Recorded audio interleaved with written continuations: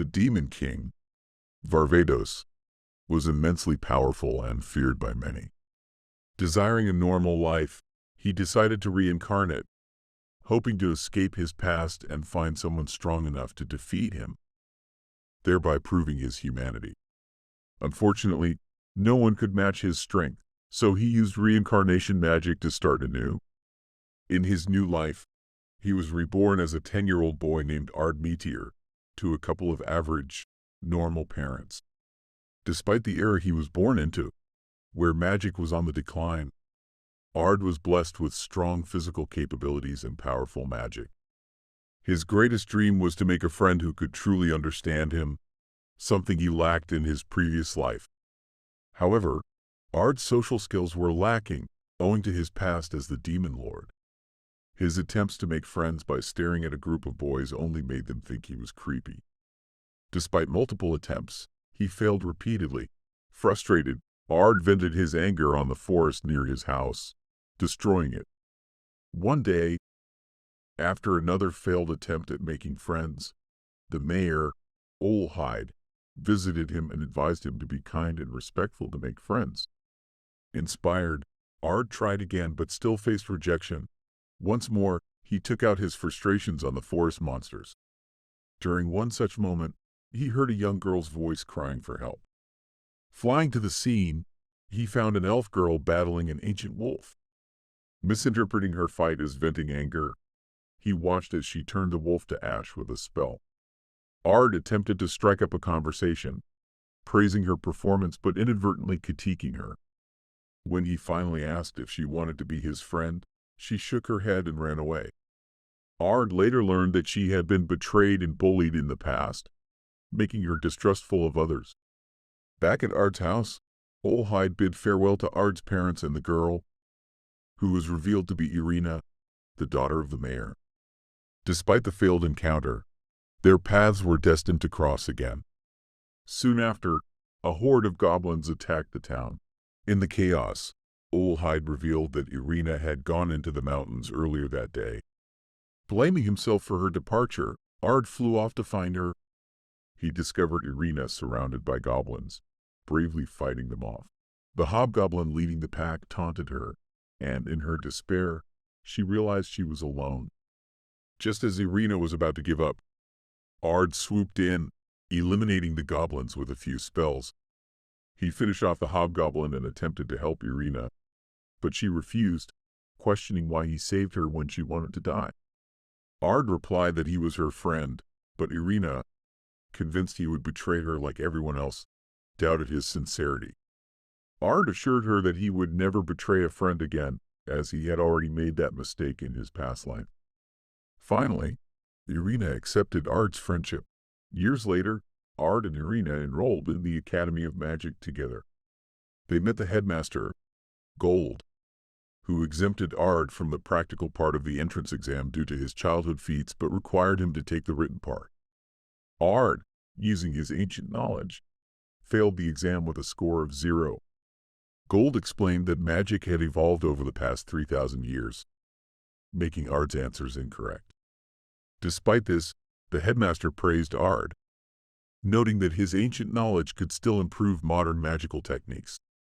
Then, the headmaster Gold announced to the surrounding students that Ard was the son of the legendary mage Jack and the warrior Carla, who once slew an evil god. Ard stepped into the classroom, taken aback by the sudden attention. All the students wanted to be his friends simply because of his famous parents. A shout from the back of the room caught his attention. He saw a young succubus cowering against the wall, being bullied by another student. Irina quickly stepped forward and told the bully to stop. Puffing out his chest, the bully introduced himself as Elrado from a noble family, claiming the girl's family served his and that made him her master.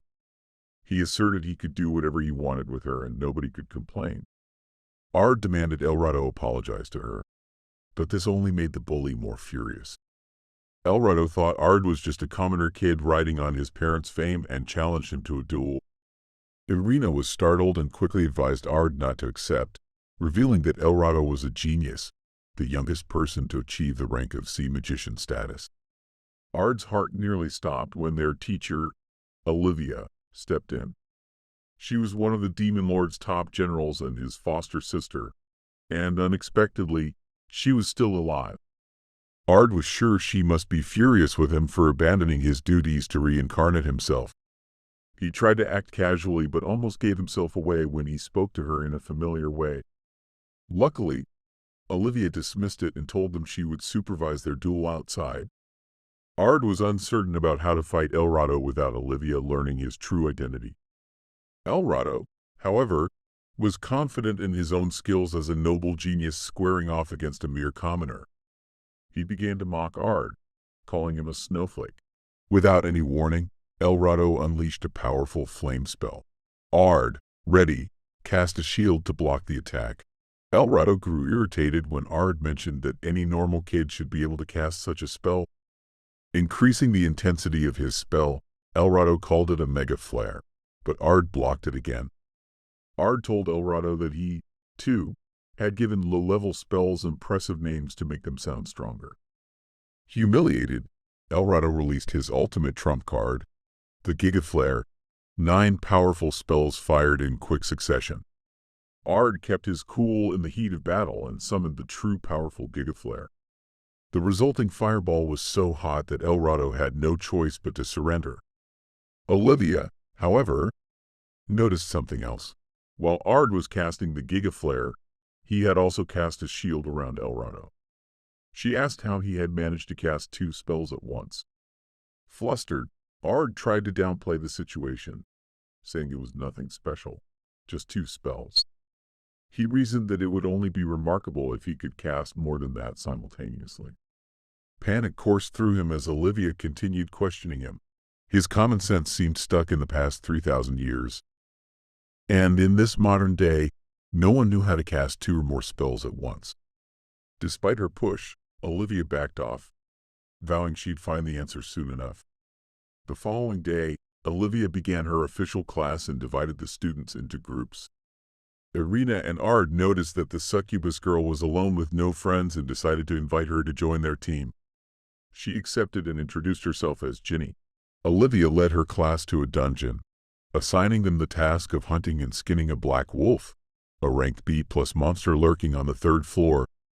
The group set off, and Ard's group was the first to encounter the pack of black wolves. Ginny stumbled, panic setting in, but Ard and Irina were quick to cast flare spells to deal with the wolves. The level of their magic was far too strong, and the wolves were soon reduced to ashes. Ginny felt terrible, knowing she was just getting in the way and being a burden to the team. She hung her head, apologizing. Ard noticed how Ginny had been robbed of her self-confidence after years of El Rado and his friends' verbal, psychological, and even physical abuse. Determined to help her regain her spark, Ard offered to teach her magic. Despite her hesitancy, Ginny accepted his offer, and the lesson began. However, Ginny's first attempt was unsuccessful, and she dropped to her knees, blaming herself for her incompetence.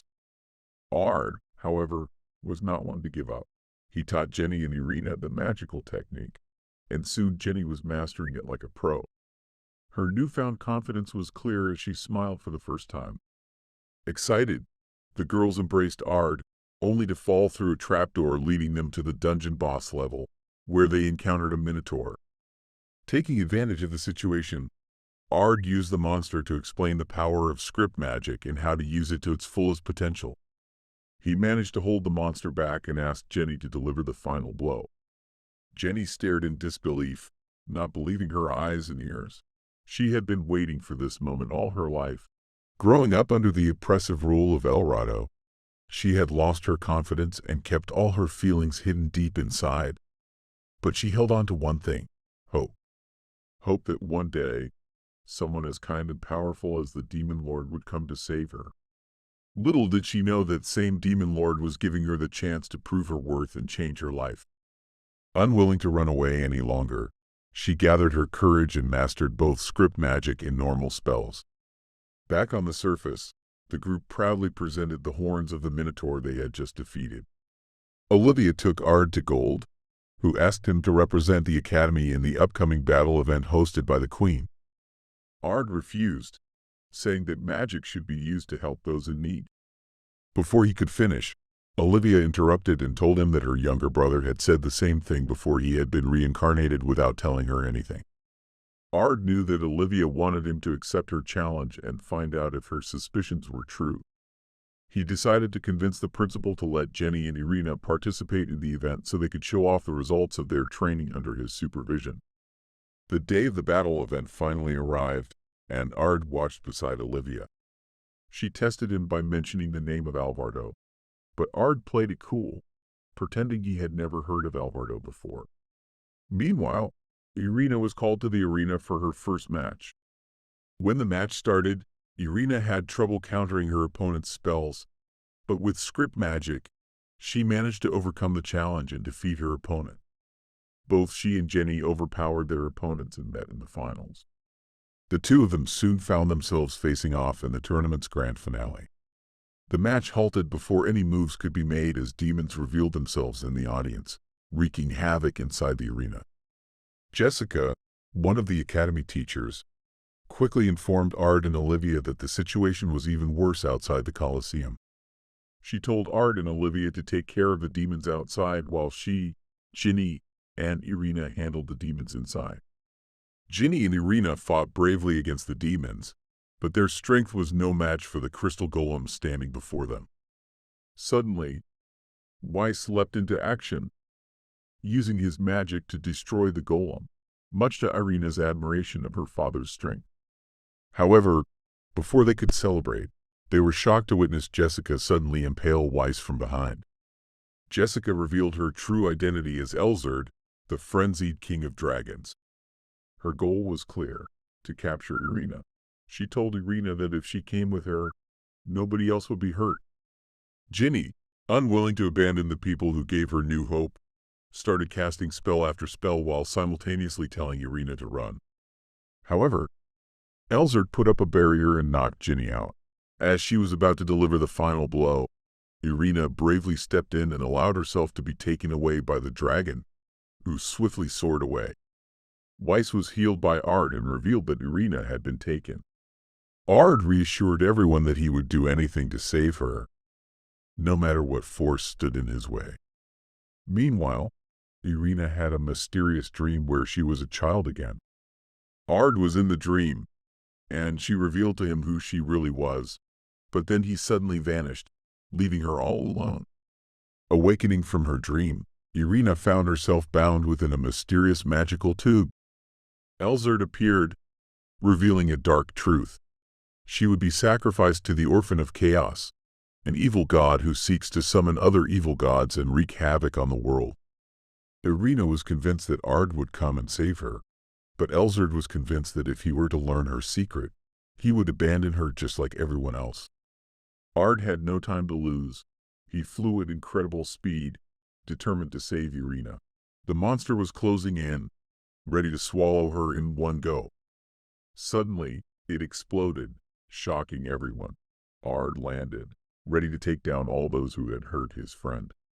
He cast 9 spells at the same time, vanquishing the monsters in an instant and freeing Irina. However, Elzard narrowly avoided the attack and hovered in the sky, amused by the turn of events. Elzard revealed Irina's dark secret. She belonged to the real royal family.